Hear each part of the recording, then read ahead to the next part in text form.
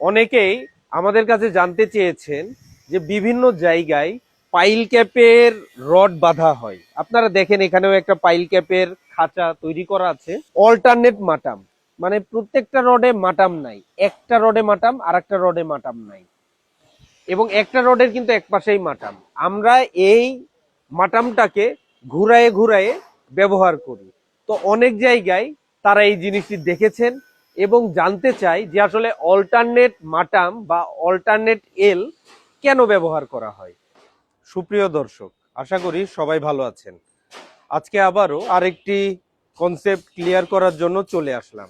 আমরা পূর্বেই একটি ভিডিও তৈরি করেছিলাম যেই জায়গায় পাইল ক্যাপ বা ফুটিং এর মাটাম নিয়ে কথা বলেছিলাম। ইঞ্জিনিয়ারিং টার্মে আমরা এটিকে এল বেন্ড বলে থাকি। আপনারা দেখতে পাচ্ছেন এই জায়গায় কিন্তু প্রত্যেকটি রডে মাটাম নেই।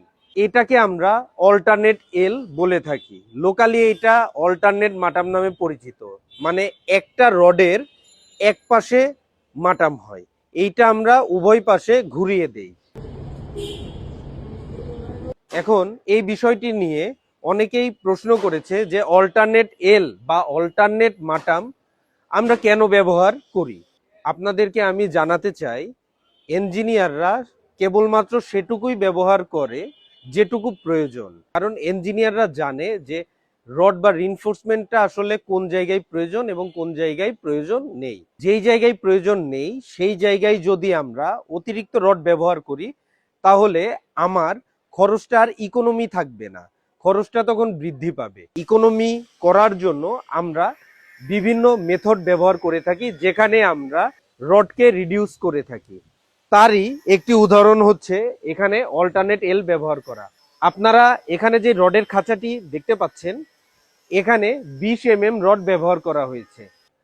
হয়তোবা আপনাদের কাছে মনে হচ্ছে যে সামান্য কয়েকটা রড এখানে দিলে আসলে কি সমস্যা ছিল বা কয় টাকা এখান থেকে আসলে সেভ হয়েছে।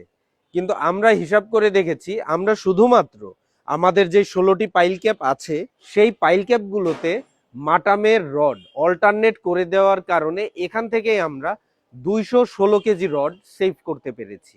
216 কেজি রড যদি সামান্য পাইল ক্যাপ থেকে আমরা সেভ করতে পারি, তাহলে অন্যান্য যে মেম্বারগুলো রয়েছে সেগুলো থেকেও আসলে কি পরিমাণ রড সেভ করা পসিবল এটা শুধু ইঞ্জিনিয়াররাই নির্ধারণ করতে পারবে এবং বলতে পারবে। তবে এইটা আসলে এমন প্র্যাকটিস না যে যেখান থেকে খুশি সেখান থেকে আমরা রড মিনিমাইজ করি, এরকম কোনো কিছু কিন্তু না।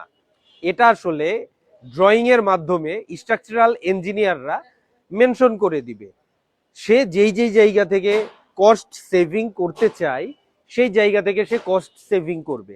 এভাবে বিভিন্ন মেম্বার থেকে কস্ট রিডিউস করতে করতে একটা বিপুল পরিমাণ অর্থ এখান থেকে সেভ করা পসিবল।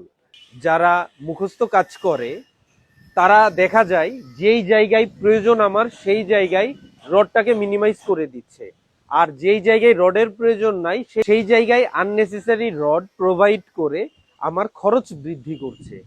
সব জায়গায় অল্টারনেট এল বা অল্টারনেট মাটাম ব্যবহার করা হয় না। স্পেসিফিক কিছু জায়গাতে অল্টারনেট মাটাম বা অল্টারনেট এল ব্যবহার করা হয়। আপনাকে অবশ্যই ডিজাইন ফলো করতে হবে যে আপনার স্ট্রাকচারাল ডিজাইনে কি মেনশন করা আছে।